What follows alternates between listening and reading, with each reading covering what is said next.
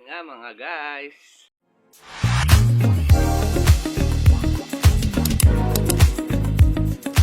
Ito nga pala yung aquarium ko mga guys. At ito nga pala yung mga alaga nating crayfish mga guys. So ayun na sa gilid siya mga guys. At ayun na sa ilalim ng ibang crayfish. So ayan mga guys yung nabili natin na crayfish. Ginawan ko siya ng kanyang bahay-bahayan. So ayan sila. At nilagyan ko siya ng corals.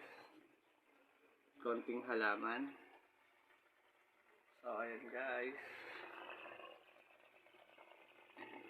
Meron pa siya dito. Yung lalaking crayfish. So ayan nga guys. Success na nakapag-alaga tayo ng crayfish. So hintayin na lang natin dumami at sinamahan na rin po natin ng mga isda na para hindi sila bahayan ng mga lamok.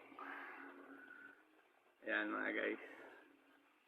Okay ba yung aquarium ko guys? Pasado naman.